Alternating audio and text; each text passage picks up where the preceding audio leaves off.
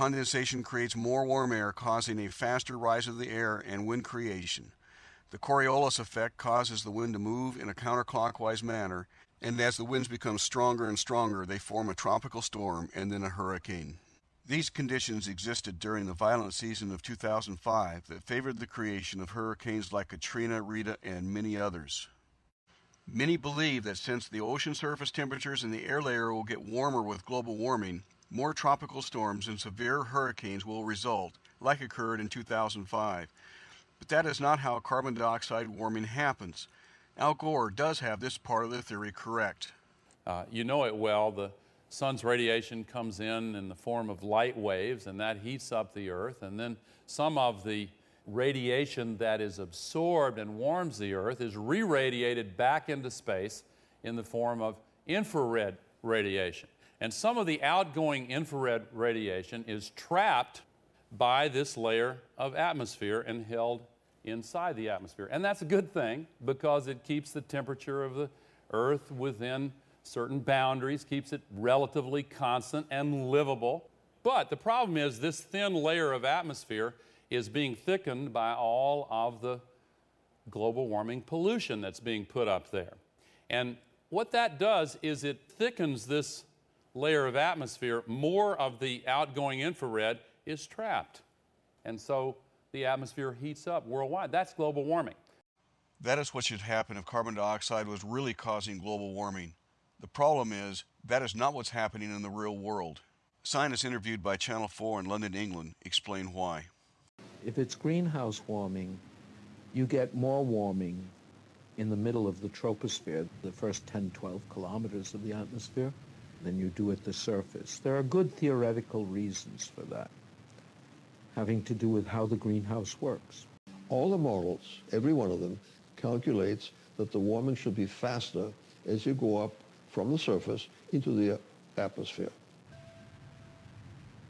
And in fact, the maximum warming over the equator should take place at an altitude of about 10 kilometers. So instead of increasing the temperature gradient, which would cause more frequent and severe storms and hurricanes, the global warming theory states that the gradient should decline, thereby decreasing, not increasing, the frequency and the severity of storms and hurricanes. What we found consistently is that in a great part of the planet, that the bulk of the atmosphere is not warming as much as we see at the surface in this region. And that's a real head scratcher for us because the theory is pretty straightforward. And the theory says that if the surface warms, the upper atmosphere should warm rapidly. The rise in temperature of that part of the atmosphere is not very dramatic at all and really does not match the theory that climate models are expressing at this point. That is, the observations do not show an increase with altitude. In fact, most observations show a slight decrease in the rate of warming with altitude.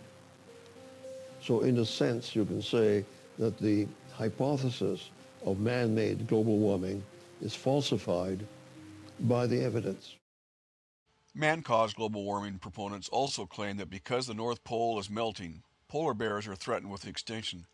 However, numerous studies have shown that all but one of the many polar bear populations are stable or increasing. Polar bears have managed to survive just fine through many other periods in the past 10,000 years in which it was much warmer than even the most pessimistic global warming predictions today. But what about the Antarctic and Greenland? Won't their melting cause massive shoreline flooding? It's considered relatively more stable, however, than another big body of ice that's roughly the same size. Greenland would also raise sea level almost 20 feet if it went.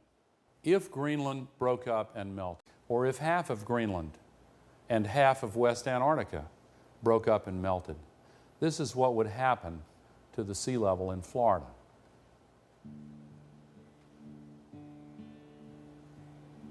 This is what would happen to San Francisco Bay.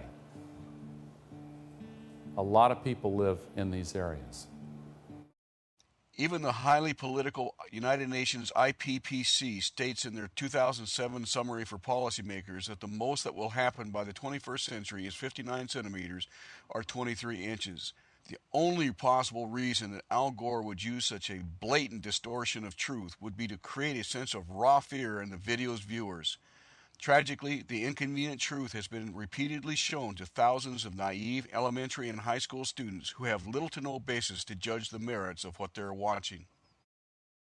Not only is Al Gore's assessment extremely exaggerated, but there is compelling evidence that many parts of Antarctica are getting colder, and the center of Greenland's ice cap is actually growing, not melting.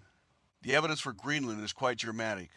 On July 15, 1942, 2 B-17 Flying Fortresses and 6 P-38 Lightnings flying from the United States to England were forced to make an emergency landing on Greenland's southern ice cap.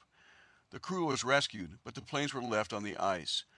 In 1988, Pat Epps and Richard Taylor led a team to find these missing planes. They expected to find them within 40 feet of the surface. They did not.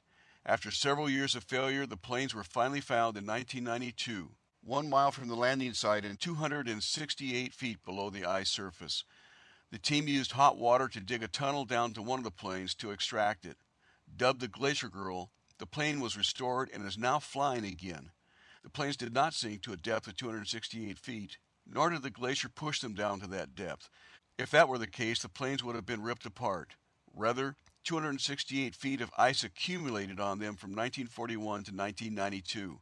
Although the results are complex, other research shows that much of Greenland's interior ice cap is growing, and only its edges are melting. In balance, there is only a slight decline for the entire continent. Al Gore ignores all this and concentrates instead on the melting that is occurring on the edges of Greenland. 10 years later, this is what happened.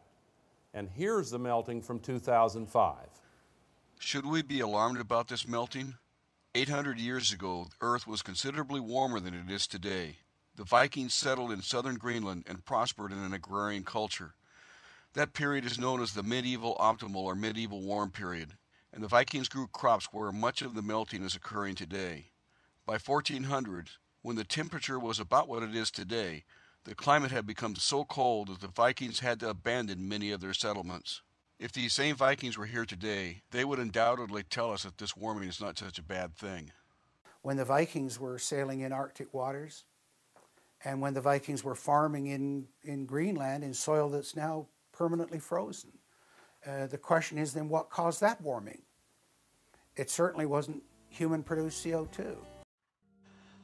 The answer may be in the sun. It has been known for centuries that there is a relationship between the number of sunspots and the Earth's temperature. The more sunspots, the warmer the Earth's temperature. It has recently been determined that the more sunspots there are, the more energy the sun emits. However, the increased energy is not sufficient to account for the warming of the Earth. That discovery encouraged the theory that the sun could not cause the warming and that carbon dioxide must be the driving force.